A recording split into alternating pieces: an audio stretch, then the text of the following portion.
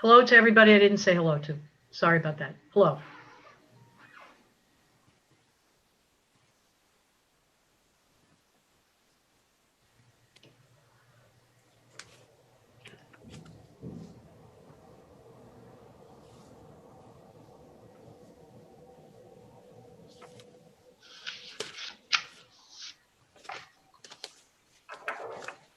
The November 4th, 2020 meeting of the Yarmouth Planning Board is about to convene. As a precautionary measure to reduce the spread of the coronavirus, this meeting will be held by remote participation. My name is Kathy Williams, and I am the Yarmouth Town Planner, will be serving as moderator for this virtual meeting. I will now turn it over to the Planning Board Chair. Welcome to the November 4th, 2020 Yarmouth Planning Board meeting. My name is Joanne Crowley, and I'm Chair of the Yarmouth Planning Board. I'll begin by taking a roll call to establish quorum. Tom Barron. Present. Susan Berta. Susan Berta, you're on mute, Susan. Can you hear me now? Yes, thank you. Okay, I'm present. Sorry, Joanne. That's okay. Brad Goodwin. Here. Elizabeth Hartsgrove. Present. Will Rubenstein. Present. And Chris Vincent is not able to join us tonight. With the quorum present, I'll now call the meeting to order. The moderator, our town planner, Kathy Williams, will now explain how remote participation in this particular meeting will go forward. Kathy? Thank you. Pursuant to Governor Baker's March 12, 2020 order suspending certain provisions of the open meeting law, this meeting of the Yarmouth Planning Board is being conducted via remote participation. No in-person attendance will be permitted, but every effort will be made to ensure that the public can adequately access and participate in the proceedings as provided for in the order. Persons who would like to view this meeting while in progress may do so by watching via the virtual meeting or the live feed on the Town of Yarmouth YouTube channel. You may also listen to the meeting by dialing into the number provided on the notice of meeting. The meeting will also be posted on the Town of Yarmouth YouTube channel for future viewing. Please be patient as we work to overcome any challenges with the virtual meeting. For all meetings, all audience participants enter the virtual meeting muted. Participants will be unmuted when called upon by the chair or moderator to speak. If you are not speaking, please mute yourself to avoid unnecessary background noise. Do not use speakerphone or Bluetooth devices when speaking, and all votes must be roll call votes. Public comment will be taken at the direction of the chair. Members of the public may request to speak by pressing the raise hand button or *9 on their phone and waiting for the chair to call on them to speak. As an alternative to making comments via the online audio or phone, you may also submit your comments to the moderator during the public comment question period via the virtual meeting chat function. To do this, click on the chat icon and type your message. When prompted, the moderator will read comments and questions into the record. Members of the public are asked to identify themselves by first and last name for the public record and then provide their comment. I will now hand the meeting back over to the chair. Thank you, Kathy. Tonight's planning board meeting, first item on our agenda is a PowerPoint presentation for the public and for public information. This is our kickoff meeting for our visioning plan. And we're going to walk through some PowerPoint presentation that Kathy is going to make. Some members of the public may be joining us. Kathy will be able to provide access to attendees who are here. And Kathy's going to share her screen with us. The overall presentation is one we're going to give you from an overview point of view, what our schedule and plan is for this visioning process. This information session is the next step in our public engagement plan. First of all, I want to thank all who registered, who may be participating this evening with us. We really appreciate your interest and willingness to help us in this important process and to make it as informative and meaningful as we can. So thank you to all who might be watching this now with us and those who may follow up on a YouTube presentation to become more informed. We really appreciate it. The power presentation will be given by Kathy Williams, our town planner, as she is sharing her screen with us right now. For those who wish, you can also obtain a hard copy of this posted on the Yarmouth town website. I would ask that all attendees and board members hold their questions until the end of the presentation, and at that point, our moderator, Kathy Williams, will be able to facilitate your access to ask any questions you have or make comments.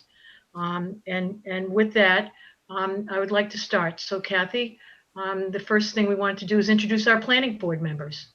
I am Joanne Crowley. I'm the chair of the planning board. I live in South Yarmouth. Liz Hartsgrove is our vice chair. Tom Barron is our clerk. Other members of the board are Brad Goodwin, Chris Vincent, Will Rubenstein, and Susan Britta. I'd like to turn the presentation now over to Kathy Williams, who will walk through this information session for us. Kathy? Thank you, Joanne. I'd really like to thank everyone who's participating tonight, and I certainly hope this is a good omen for future participation in this process. Thank you very much, and hopefully everyone will continue to stay engaged in our process. Many of you may be wondering what we mean by community visioning. This is basically the process where the Yarmouth community tells us what they want Yarmouth to be like in the future. What's the best version of Yarmouth that you see in the future?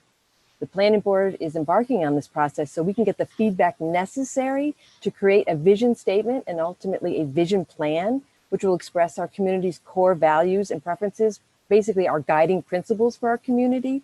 And these can include a lot of different viewpoints. It can be something related to preservation of our environmental resources, where in town we would like to see development, where we would like to not see development, whether we want to create a more diverse or sustainable economy, whether we want to have different housing opportunities, or whether we can identify some community services that aren't being adequately serviced to our residents. So we're hoping to garner a lot of input from the public about what's important to them. And these community goals and objectives in the vision plan, we're going to be using those for a very good purpose. It's going to be providing very good, valuable information to our town leaders to help identify future goals for our entire community. Each year, the Board of Selectmen does their annual goals, and hopefully this will help guide some of those goals in the future. It will also support the creation of our local comprehensive plan, which serves as our community's master plan.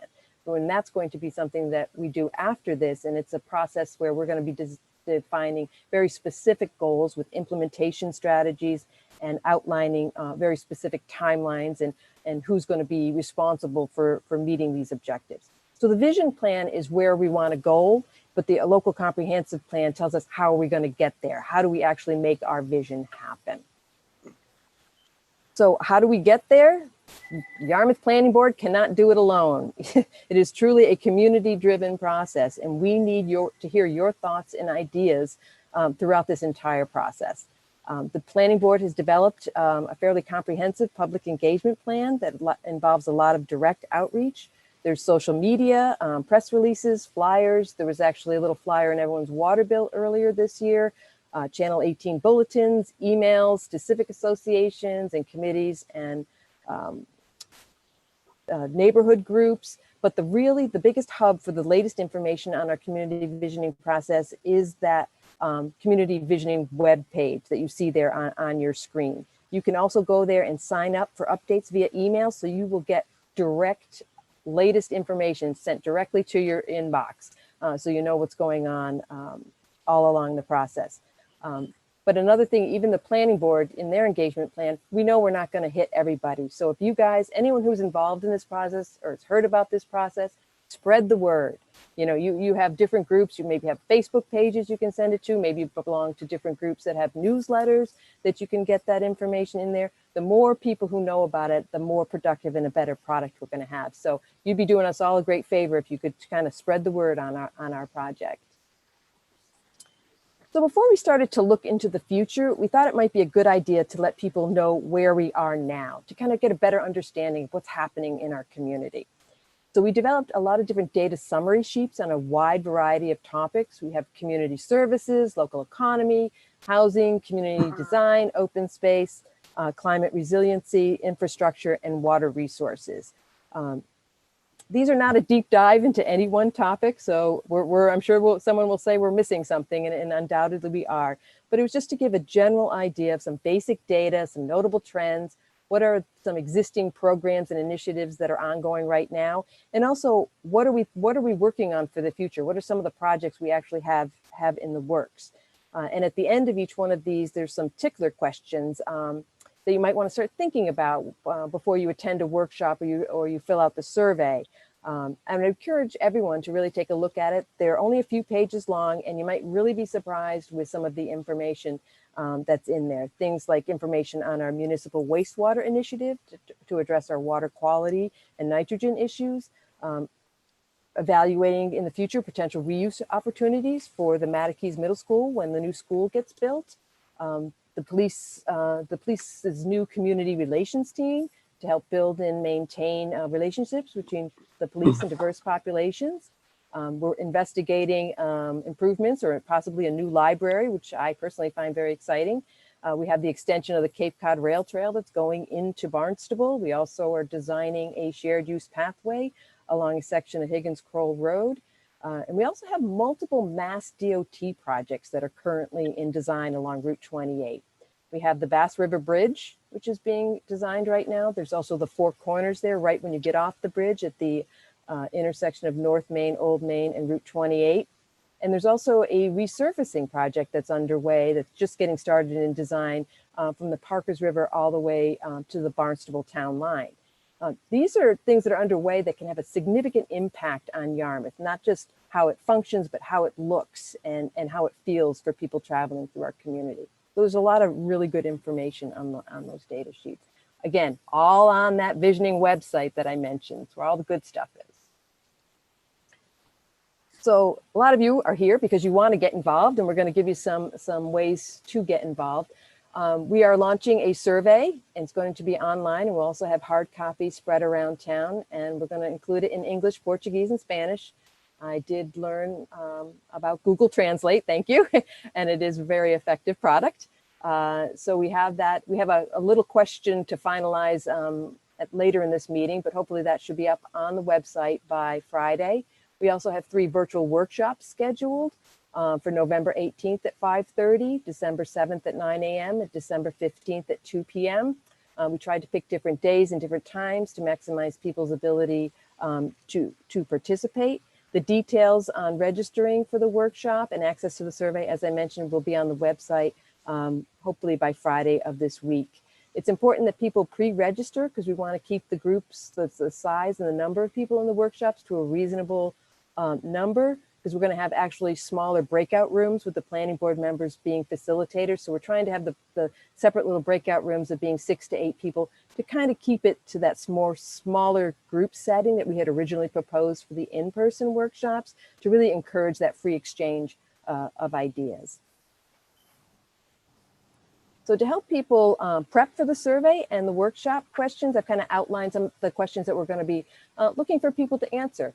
I know when I first went through this myself, I came up with some different answers 2 or 3 days later. So it's a good idea to kind of think about it a little bit ahead of time. So the first question is really asking about Yarmouth's strengths, the things that we value and really want to preserve for our future generations. This, in my opinion, is usually the easiest question to answer. And it can include anything from physical places, programs, events, or traditions, all those things that make Yarmouth a great place to live, work, and visit, and makes it an enjoyable community. Identifying things that we are succeeding at. What are we doing right, and what do we want to continue doing? The second question asks about the challenges that we're facing, not just today, but also in the future. You know, anything that might be missing, a program, an event, a different division or department, populations that are being underserved, or areas where we can improve. And the third question is talking about what are your hopes for Yarmouth's future, your vision, and the opportunities that you can see and identify that will help us get there. What can we do to overcome any challenges that we had identified previously, and what opportunities will help us get there? So after the 3 survey questions and in the workshop pre-registration, there are a few quick demographic questions that we're going to be asking. And it's really to understand who's taking the survey and who's not. so we can concentrate additional outreach to be sure that we're hearing everyone's voices and every part of the community is aware of this and can participate if they would like. So the general demographic questions like age, what part of town you live in, do you own a business, just to let us know a little bit more about yourself. And so lastly, what are we going to do with all of this information? A little bit depends on what we get for the information. But we're anticipating, because the survey and the workshops, there's a lot of open-ended questions. So there's going to be a lot of data and ideas to analyze. And we're really going to try to glean the major topics or themes, or those guiding principles, as I had mentioned earlier, that will be used to develop a vision statement, which will then be further reviewed. You can see on your screen there, further refining that vision statement through a second survey and a series of workshops. So we'll take the first information, we'll try and develop the planning board will try to develop what we feel is a vision statement with some major goals and objectives. Then we're going to come back out to you guys next spring, the public, and ask for an additional survey and additional workshops to garner your input so that we can prepare a draft vision statement. We're hoping to have finalize the vision statement through third community workshops in the fall of 2021. A little bit of a long process, but hopefully we're getting a lot of data that needs to be analyzed. So I think I'm going to open it up to questions now from the attendees or the planning board, but I'm going to stop sharing my screen so I can better see who has their hand raised. To ask a question or any input, you can raise your hand. I don't see any hands raised at the moment, which I'm a little surprised about.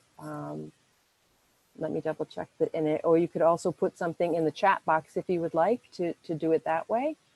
Oh, I have someone's hand up.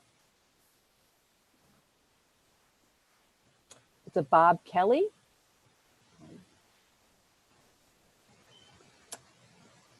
There you go, Bob. Okay.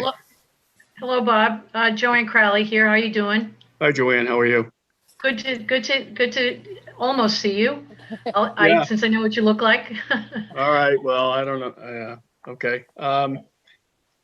So it looks like there's going to be a self-evaluation about yourself, and then what you think or what we think. After filling out the survey, there's going to be other steps. And what's going to be the forum for that? So in other words, will it be like this? How will it go? How will it move forward? The workshop. Bob, I'm going to have Kathy answer that question on the process. Yeah. Are you talking about the virtual workshops that we're going to be having? Yeah. To start getting involved, Yep. where would I go to for the survey, first of all? Yep. It's going to be that visioning website, the Town of Yarmouth visioning website, and I Okay. pull it up. If you go to the Town of Yarmouth website, there's a ribbon on the top and it says Community Visioning. Tap right there and you'll be able to get it in there and it'll have all the information. I'd really recommend everyone go. There's a little box there as soon as you go in there that says to sign up with your email, and then you'll get all of the latest information. But on the website, it'll explain to you how to get into the different workshops, how you would register to participate in them, and it will also have that link directly to the survey. Okay. Thank you. Thank you. Thank you, Bob. Sure thing. Hang on one moment. There's a Joan Mullane with her hand up. I'm going to let Joan talk. Hello, Joan. Nice to have you join us tonight. Thank you so much for having this. My question was similar. I'm very interested in the water resources part of it, and I wondered if the survey gives you a chance to pick out what area you'd be willing to work on. I think the survey is so open-ended. Anything that's of concern to you, with regard to a challenge or anything that you want to preserve as far as a strength, you can put that in the survey wherever you like, and or participating in one of the workshops. You can certainly do that as part of the workshop. Okay, great. Thank you. Thank you. Thank you, Joan. Okay. Let me, one moment here.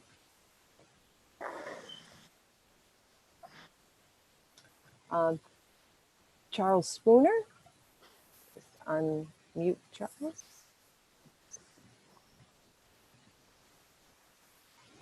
Hello, I'm not aware that I raised my hand, but perhaps I did. I have some interest in traffic impacts that the new bridges will create. It seems to me that and perhaps some of the wastewater infrastructure projects will become sort of disruptive occurrences in the time frame we're talking about. And those are useful, those need to be useful community building activities and not just disruptions. I live near 6A and the traffic there is substantial. It impresses me. I guess I'm getting older, but maybe it's also increased traffic. And it's only going to get worse with the bridges, dramatically so. And I think that needs to be a big feature of what we envision. Ditto water resources. And along with that, not only the wastewater management, but the pond quality interest me as well. I think those are all perfect comments that can easily be incorporated in your responses to the survey questions or the workshop questions. And I have a feeling that those are going to be one of those guiding principle themes that people are really concerned about moving on into the future. Okay, thank you. Thank you, Charles. Appreciate that. Stephanie Cox has her hand raised. Welcome, Stephanie. Hi there. Thank you for hosting this process, and it's really exciting to find out what you're going to be working on. One of the questions that I just had is for residents who might be somewhat less educated on the particulars of certain issues, such as wastewater, for example.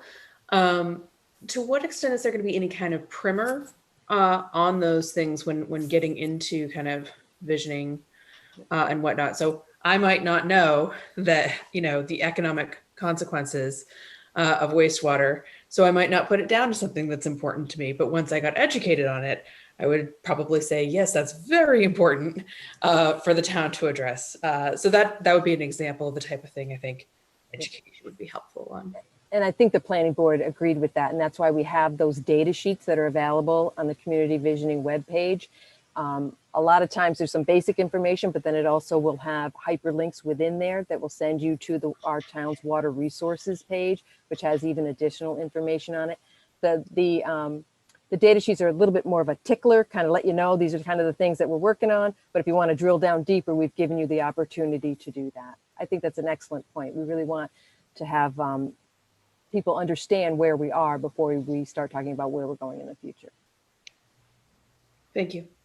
I also, Stephanie, I just want to thank you for sending your note to the planning board with regard to several comments and questions you had that you took the time over the weekend to get in touch with us. We appreciate that kind of attention to us, if you will, and we would encourage you to reach out to us as we go through this process. And I just wanted to personally thank you for taking the time to get in touch with all of us. Thank you. Thank you. Mike Duffy has his hand up. Mike, good evening. Okay, unmuted. You can hear me now? Yes, Michael, we can. Thank you. Well, if I was clairvoyant and was able to define a desired future for the town of Yarmouth, what time frame are you looking at, and what resources would be available to bring the desired future into being?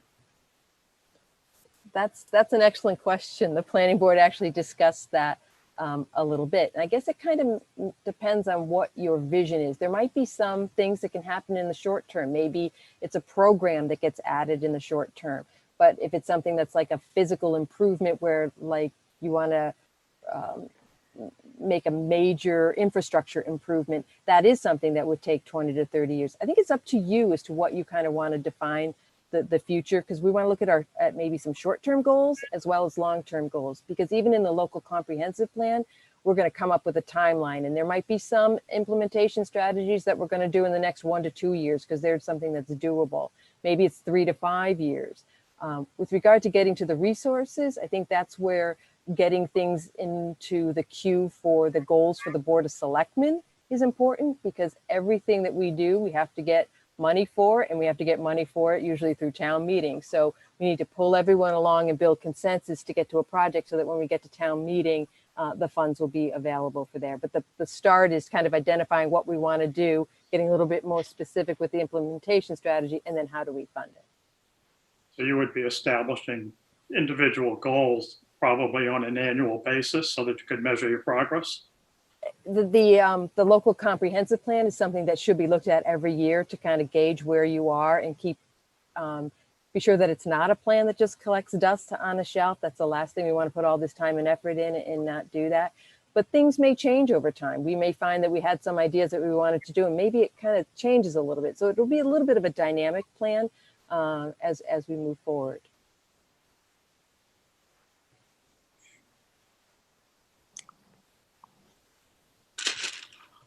Did you have anything else, Mike? Or No, not at the moment. I'm just getting involved in this. So I may over the course of time. sure. Good. No. I've had a long history in doing these sorts of things in the corporate world. Oh, excellent. We'd appreciate whatever participation you can offer us, Mike.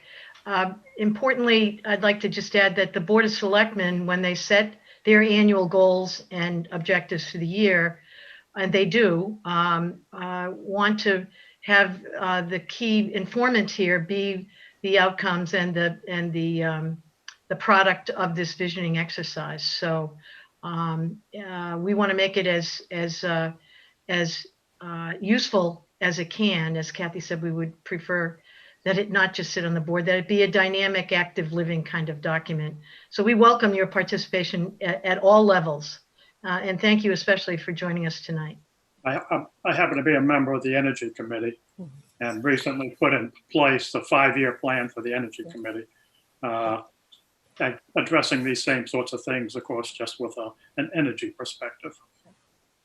Excellent. And in the climate resiliency data sheet, we do reference that 5-year plan with the link to it, so the public can get that information as well. Very good, thank you. You're welcome. Hang on 1 minute. Stacy Ober has her hand raised. Hello, Stacy. Hi, good evening. Thanks for creating this process. I'm very grateful. And on a day when there's so many distractions, I thought I heard the chair say we have 30 of us participating, which I think is commendable as well. So I just have one point of clarification and then one question. On the virtual workshops, I'm assuming that they're scheduled at different times because you're looking for 80 different participants for each Correct. workshop. Okay. Correct. And secondly, I did read the data sheets and was grateful for them. I thought they were really well done. And I also saw somewhere, I don't know if it was in the data sheets or on the webpage, that the Planning Committee was looking for a task force to come together and develop blighted property bylaw. And I have a good amount of drafting experience and thought that I would inquire about how that might come together and what the timeline might be to work on that. That's not something that the planning board is working on. I do know that there has been some discussions over time with regard to developing a committee to identify a nuisance bylaw for the town and trying to define exactly what nuisance bylaw is. But that's something that I believe is being looked at now, but that committee has not been developed and the charge is only in draft form. But I think that's something that's being done I hate to say this through poor Mark Grills, the building commissioner, add that onto his list of things that he's been trying to get to. So you're not looking for public participation in that process, or you are? They might be. They're going to have a committee, is my understanding. They haven't developed a committee yet. Okay. The charge is just in the draft format at this time. If I may, Stacy, as a member of the planning board, I'm assigned to the Community and Economic Development Committee. And on that committee, we have begun discussions about what other municipalities are doing with regard to blighted business locations and how various sources of funding, grant funding, could be made available to business owners. The town has some programs already, and the Community Economic Development Committee is looking at all of that. We just had it at our most recent meeting. So there is some attention from a couple of different directions in the town on blight and nuisance. And we'll keep looking at the town website, I think, for our agenda meetings, CEDC, as well as any other announcements that might come through the public forum. Thank you for your interest in that. Okay, thank you.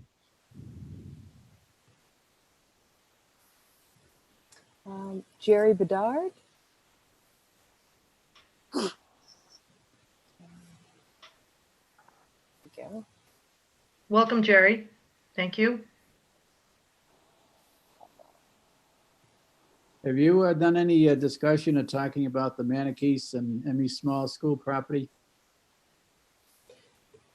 No, I think with the visioning, if there's some concerns that you see that there's an opportunity to do something there, then that would be something that you would identify in response to the workshop questions or the survey, or if you see it, whether it's a positive or a negative, or the opportunities to maybe change the use of the Maniquis property.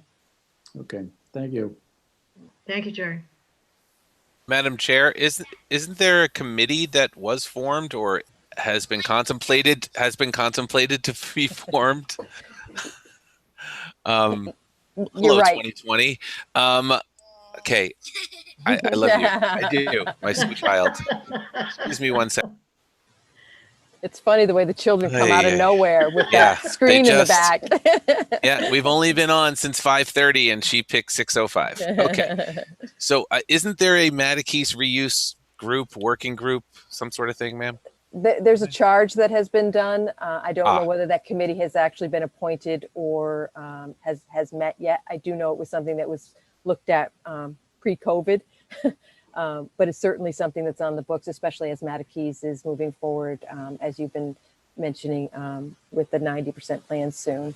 They're actually coming for formal site plan review for the new Maniquis school on Tuesday. Right. I just thought it would be helpful to the previous questioner, much like the one about the blighting. Anyway, please pardon me so I can talk to my sweet child. Thank you. Certainly. Mr. Barron? Yeah, Madam Chair, Mr. Bedard's question is very appropriate, but if there is a committee being formed, he should be a good candidate to be part of that. We'd encourage it. Thank you, Tom. Any other questions, Jerry, that we can for tonight? No, I'm on the age-friendly community team, so that's why I was asking.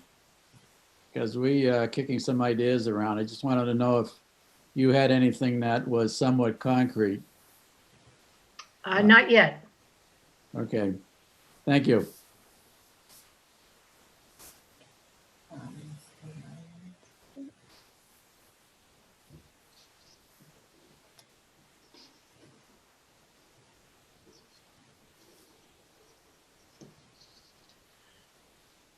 I do not see anyone else's hand raised. Anyone in the chat box, Kath? Excellent check there for me, Joanne. No one has provided a comment in the chat box. Okay. Oh, wait a so- minute. Jan Hively has her hand raised. Hang Okay. on, Jan. Welcome, Jan. There we go. Thank you. Thank you so much for being there and doing this task. I did just want to bring up the issue of walking and of sidewalks and all of the different ways, especially in relationship to older adults, that allow us to, especially those who are not able to drive, to have a little bit more livable community. And I'm not sure whether you have a plan for that. I live in West Yarmouth off of Camp Street in Mill Pond Village. And we have talked about getting a crosswalk, for example, to connect with the other sidewalk on Buck Island Road. But there are other, it seems as if every time that the budget comes around, that there needs to be another competition is the message. And usually only one of the plans gets, one of the streets gets the sidewalk each year. So it seems as if a comprehensive plan really is needed and that you could be setting some criteria for that so that it might connect, for example, people with easily with commercial and with housing and with other amenities within the context of your own development plans. However it works, I just wanted to put my oar in for walking. Thank you, Jan. Thank you very much, I Jan. echo that comment, and also Yes. bike paths And sidewalks. and sidewalks. We do have Susan Batista. Welcome, Susan. Well, thank you. I'm always very impressed with the well-organized meetings that Yarmouth puts together. So thank you for organizing this. Can you hear me? Yes, we can. Wonderful. I just wanted to second what's been talked about really being a pedestrian first community and really thinking about sidewalks, walking lanes, bike lanes. I live off of 28th, off of South Sea, and it's just really a very vibrant area where a lot of people are walking, a lot of tourists are walking and enjoying things along the way. So anything we can do to make it pedestrian friendly, I would certainly think that's something we should encourage. So thank you for the opportunity to mention that, and I look forward to working with this very talented group. So thank you. Thank you. Excellent. Thank you. Please sign up for one of our workshops. I encourage all of you tonight who have participated to do that. There are a couple of, Kathy, maybe you can elaborate on just a quick answer to your question. The Bass River Bridge, for example, the replacement there will include additions of not only bike lanes, but expanded pedestrian access as well. So as we go through all of these roadway improvements along 28 and other locations, pedestrian friendly is right at the top of the list of goals. So thank you for that comment, Susan, and we look forward to you participating some more. Thank you. That's an excellent point, Joanne. Even in the resurfacing project that Mass DOT is looking at, we're trying to get as much included in resurfacing as we possibly can to include sidewalk improvements. I think if anyone's walked that section of Route 28, there's some segments of sidewalk that are completely missing. There's some that aren't handicap accessible. There's some that have, a control box right in the middle of it, so you can't get around it. So definitely just improving those types of things. But one of the things that was discussed is maybe considering looking at having a shared use pathway, an 8-foot wide shared use pathway on the south side of Route 28 along that section. So that came out of the road safety audit. So hopefully they'll at least be looking at that. And as you mentioned, there is a 12-foot wide shared use pathway on the south side of the Bass River Bridge, and it continues, I think it's like 8 to 10 feet all the way to Mill Lane there by Doyle's as part of those two Mass DOT projects.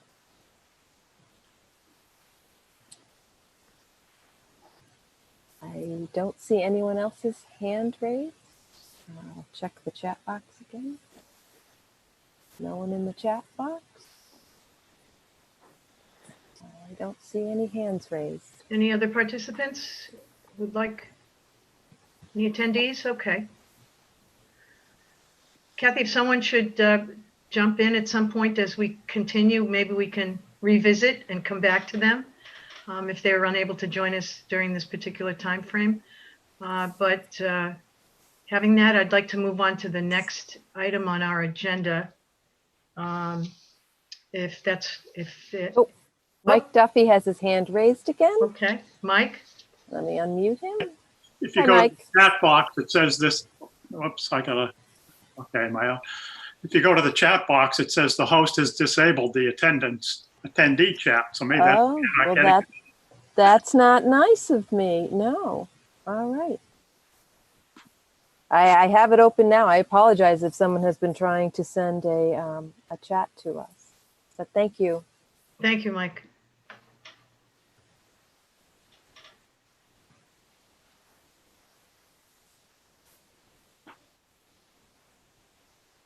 Nothing, Kath? Nothing. Okay. If someone should, if you should see something, just give me a heads up.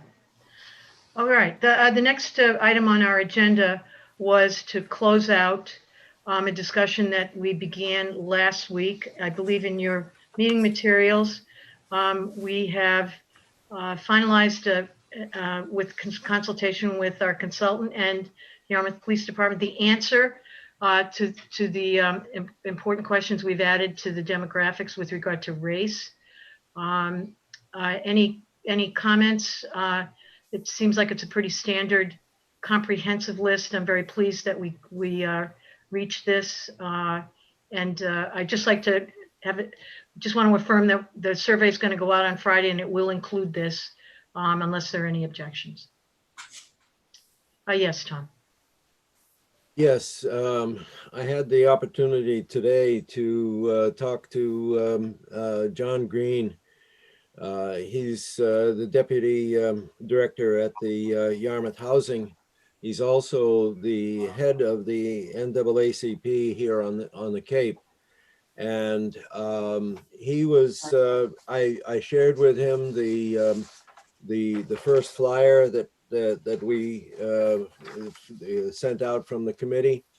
And I also shared with him the draft of the what was it, the monkey? Survey monkey. Survey monkey, Survey. excuse me. Also, and as we were discussing it, his primary his primary comment was concern for housing, not only because he's with the authority, but housing generally within the community. He is concerned about the classification of low-income housing. He says that tends to be exclusionary particularly for quite low-income personnel. The criteria is somewhat restrictive. He changing topics a little bit. He was concerned primarily on the West Yarmouth end of things, where he lives, concerning the timing and the implementation of the sewer project or any of the highway implementation elements that are involved there. He's looking for more information for that. So in a sense, this is a very good start to the visioning process, because these are exactly the kind of questions that we as a committee are looking for. I did share with him the information that came from the coordination with the police outreach program, and particularly the listing of the various ethnic groups. I know that committee member Rubenstein has been emphasizing this, and Mr. Green was very receptive to its inclusion and he is very receptive to the overall visioning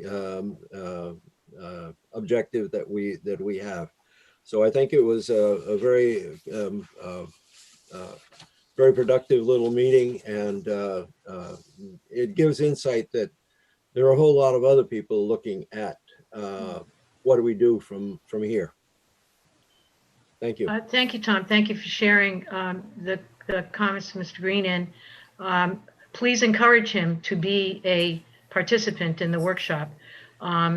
His voice, his direct voice, is what will be really useful.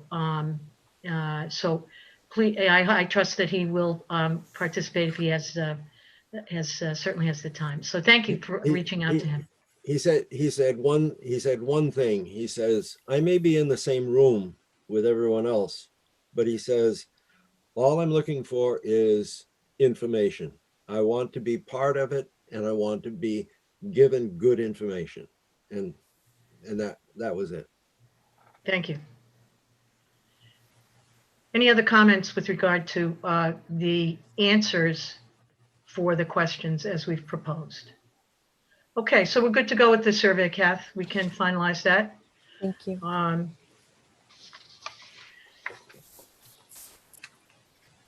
Next on our agenda, our meeting minutes.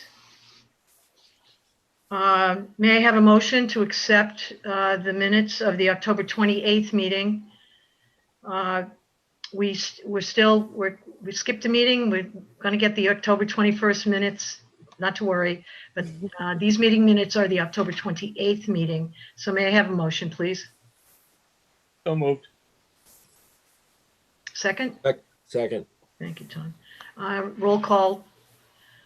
Tom Barron, Aye. Susan Britta, Aye. Brad Goodwin, Aye. Liz Hartsgrove, Will Rubenstein, Aye. and Joanne Crowley, yes. Next on our agenda is Zoning Board of Appeals, actions and decisions. Kathy, would you care to I have not mention any of received that to us? anything. The next ZBA has kind of a little bit of a truncated schedule in November and December because they usually meet the fourth Thursday, so they don't because of the holidays. So their next meeting isn't until November 12th and then December 10th, and then they're done for the year. Okay. Any committee updates? Yes, Liz. Yeah, thank you, Madam Chair.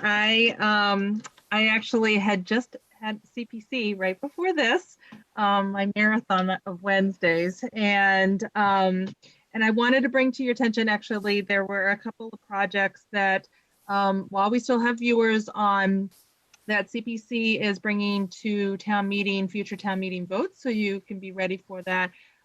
There is a couple of projects, the Baxter Grist Mill. So speaking of the Route 28 Mass DOT project, the Baxter Grist Mill is right there. And so they're talking about putting in sidewalks and all of these enhancements to attractions. So there's economic development and vitality to these, and breathing new life to this area. So I do encourage people to watch the video to get a little updated on the project itself and the ask of monies from CPC. The second one is Taylor Bray Farm of the Barn. And that is very exciting as well, because that if the monies go towards refurbishing and restoring it, there is opportunities to create a new gathering place for educational purposes, or maybe weddings. And again, it talks, it dives into a lot of future use and ways that, how do we vision, how do we forecast that and showcase this beautiful spot that we have in our community. So there is a great discussion on that. And then lastly is actually for those who are talking about water resources being very important, dear to their hearts, there is discussion about some land acquisition on Higgins Kroll Road that is close to wells. So that is also something that is coming before CPC for funds. And so be on the lookout for that. So thank you. Thank you very much, Liz. Madam Chair? Yes, This Susan. is Susan. I'd like to ask Kathy, do you want to give an update on the drive-in site meeting last night, or do you want me to do it? I think you can do it and I'll add in if I Okay. need to. Okay, the drive-in site committee met last night, Madam Chair, and the purpose of the meeting was to not evaluate, but to come up with a series of recommendations to the Board of Selectmen regarding the Mr. Epstein, who's been conducting the activities at the drive-in site, the movies and the live performances, has asked to have his contract extended. And the committee last night is going to come up with a series of recommendations that we're going to forward to the Board of Selectmen regarding things like the main issue, of course, is sound and noise. What the board, some recommendations to the board about what they can do about that. The types of performances that will go on at the drive-in site, the frequency, the issue of parking, a whole series of them. None of them controversial, but just to give to the Board of Selectmen the concept, the idea that this is what the drive-in site committee is concerned about, and these are the issues that the Board of Selectmen should absolutely consider before they agree or not agree to extend the contract for I forget what it's IAM, whatever the company's name is, Mr. Epstein's company. But it was a very good meeting. It was a long meeting. It went, I think, Kathy, over 2.5 hours, I think. Very detailed. Every member on the board was very concerned about the surrounding neighborhood and the concerns they have about noise, and the efforts we need to encourage to not only meet the needs of the neighborhood abutting the drive-in site, but also to try to continue to have this very valuable entertainment activity continue in the town of Yarmouth. And we will be, Kathy's drafting a letter that the board is going to look at, the drive-in site committee is going to look at, edit, and she'll have it to the Board of Selectmen, I think by the 10th, Kathy, so that they can make a The decision. 19th. The 19th. So that was the meeting last night, Madam Chair. Thank you, Susan. Yes, Liz?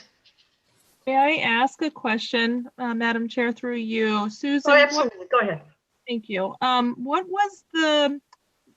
was your take on that, Susan? Do you think that the recommendations that the board, the committee looked at and made, do you think it is going to stifle future use of the site for, let's say, next summer? Because in my opinion, it was extremely successful, but the balance needs to be met. I agree 100% that we need to be very, very careful and aware and accommodating to the neighbors, because they are there, and the community is our livelihood, and that is our community. And it shouldn't overpower, one should not overpower the other when it comes to finding that balance. But I just want to see, is there something, what is your take on it? Liz, I did not get the impression last night that there was any deal breaker. There were no deal breaker items discussed. There was nothing on the table that said, if this does not happen, then we're not going to support activity there. The sense I got, and I'm the brand new member, the sense I got was everyone on that board wants entertainment opportunities to continue at that site. Matched with that, though, is the issue of noise. Ironically, when they had the movies, there were no complaints whatsoever. The family movies, because they were relatively silent. The downside of that was that Epstein wasn't making any money, couldn't make any money out of it. So he migrated toward a livelier venue, including music. And that's what the neighbors got up and they were virtually unanimous in their concerns about the level of noise. Really good suggestions last night about what we can do about the noise. And one of I think, and Kathy will wordsmith the recommendation, but I think the recommendation from the drive-in site committee to the Board of Selectmen is, look, we're recommending you get an acoustical engineer to get in there and work with Epstein and figure out what we have to do on that site. Do we have to put the speakers in a different spot? Do we have to do a band shell? What do we need to do to mitigate the concerns that the neighbors have that it's just really, really too loud? That was the major concern. The other things really refining some of the openness that was in the original contract, like types of entertainment. Some of the things really didn't have any definition, like the term live, I think it was live entertainment or public, I forget what it was, but it had no definition. So it was really a sort of a refining of what the original contract was, recommendations regarding that. The big issue was noise. And what we need to do as not only as a board, but as a community, as you say, to recognize the seriousness of, these neighbors can't leave. They've invested there, they've invested money in their homes, this is their neighborhood, and this is not what they bought into. And as a public body and us representing the town, we need to recognize it, be respectful of it, and make recommendations to the Board of Selectmen, which I think we will, as to what to do about the noise. But I don't see it as a deal breaker, Liz. I think everyone viewed the what happened there last summer, the entertainment, the opportunity. It's the nucleus for something that could be really important for the town. If we wanted to sort of, get an identity as maybe sort of the family entertainment center of the Cape, that would play a huge role in that identification process. And I think we'll get there. It's going to be a compromise. It will be a compromise. And I think, obviously we want the neighbors buy-in immediately. And that was also recognized that whatever we do, we need to get some of those neighbors involved in the conversation and also involved in the solution. I agree 100%. Thank you. I think that this is a blank canvas that was that an artist came in literally and showed us what the potential of it. And it's a pilot program. We all knew that going into this.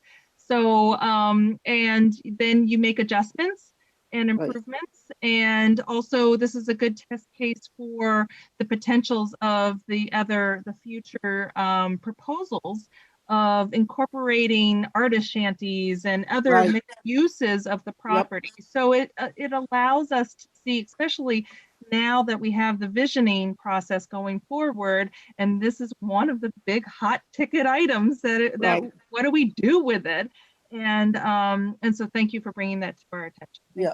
Liz, that was actually mentioned last night, the whole, this collapsing into the vision discussion, a very critical component of the vision discussion. So we'll get there, and sort of lessons learned. We're going to build on what we've learned and make it better.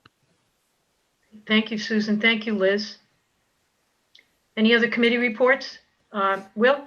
Thanks, Madam Chair. You don't get a prize for the hardest working committee, but I predict that the Capital Budget Committee will win that prize. For the month of November, we are going to be meeting twice a week until our work is done and we meet our state mandates. But just want everybody to know that we are doing a lot in a short amount of time, and we'll be meeting with departments coming to us. And Pat Armstrong and Sandy are leading the charge. So I know it's not a hugely specific one, but I would say there'll be a lot happening in the next couple of weeks, and I'll share as I can. Thank you, Will. Okay, not seeing anyone else. Any other board items, board member items? Yes, Tom? Yeah, I'd like to ask Kathy, you mentioned, or it was mentioned while we were talking about improvements on on Route 28 by Mass DOT from Barnstable Town Line to Parker River. But what about the DIF that was defined from Parker River to the Bass River Bridge to the east? I haven't heard any efforts to implement that, or if it's being done on the quiet. Is there anyone from the town government that needs to bring some of that forward for us? if it's being done, it is being done on the deep quiet, because I haven't heard anything about that. I think that was something that came from local businesses to create the DIF as a way to create kind of a small version wastewater system for a certain section of the area. But if the town is actually moving forward with a municipal system, then that's the way they'd prefer to go anyway. They'd rather just be part of a municipal system versus all of the stuff that goes along in a DIF. A DIF, all of that gets paid for in the new growth revenue. New growth revenue will always be a source of potential payment for a town-wide municipal wastewater system, but a DIF, it's required as part of it. It can get a little bit complicated. So I think if they saw that maybe the town's moving forward with municipal wastewater, that maybe they'd see how that panned out before needing to get into the details of the DIF, the actual financial plan. There was a vote that allowed for the creation of it, but then the heavy lift is creating the financial plan. Yeah, that's correct. It's almost a duplicate of the town plan for that eastern portion of 28. However, there, as it was just posted, I think you posted it today, the information from the Board of Selectmen saying that the vote for the financing, according to that plan, is going to be delayed at least another year due to technical difficulty, technical limits, so that the DIF may still be viable in the short term rather than waiting for the town, the formality of the town getting involved with this, with the financing that way, while that may be delayed.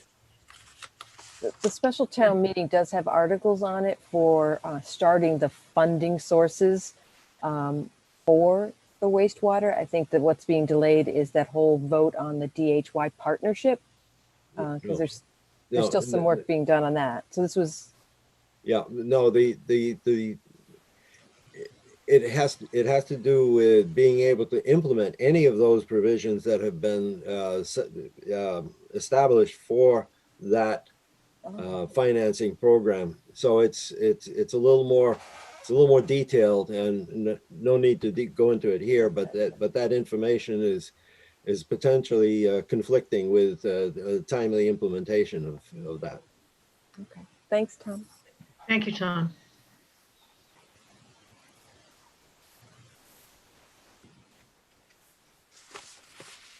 Kathy, I see we have in the chat box a question that came in. Yes, from Elizabeth. I'll take a quick interruption. Do you want me to read it? Yes, please. I mean, I saw it come up quickly. The others may have as well. It's from Elizabeth Hill Garino. Will you be allowing weekend warriors to participate in the visioning project? By weekend warriors, if you mean second homeowners, then definitely. I mean, everyone is welcome to participate. You know, one of the demographic questions is, you know, do you live full-time or do you live part-time or do you just visit Yarmouth? So we want to get an idea of what a lot of different people think. So I guess the answer would be yes. Okay, thank you for that. We have another. Okay, thank you, Elizabeth, for joining us this evening. Thank you. Chat box is clear, Kath? There's nothing else. Oh. Thank you for keeping track of that.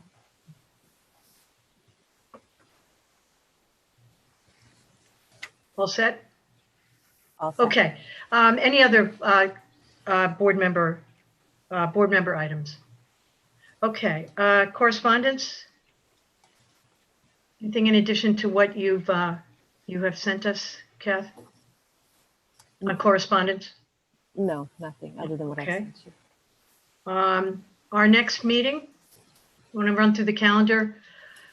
Good to remind us all about the next 2 months. Kathy, if you would like. You wouldn't, if you, yeah, Will, you'll have to fit these meetings in somehow. Anyway, could you just remind us, Kathy, as to coming up? Yes, certainly. The next meeting is actually next Tuesday night, and it's the facilitator training session with Horsley Witten. So I'll be sending out some information either tomorrow or Friday on that. We are going to actually set it up with the 2 breakout rooms so that we can actually separate out and kind of get a little bit more comfortable with that aspect of it. And then the first community visioning workshop is scheduled for our regularly scheduled meeting of November 18th at 5:30. And then our next regularly scheduled planning board meeting is December 2nd. And we will have that preliminary subdivision to go over on that date. And then there's the 2 other, the 7th and the 15th for the workshops. The other one, you've covered it, Kathy. So that's our schedule coming up. So I'd like to ask for a motion to adjourn. So moved. Second. Second. Okay. Oh no, that's all me. Sorry, I just wanted to participate. That's okay. I'd like to take a roll call on that. Tom Barron, Aye. Susan Britta, Aye. Brad Goodwin, Aye. Liz Hartsgrove, Aye.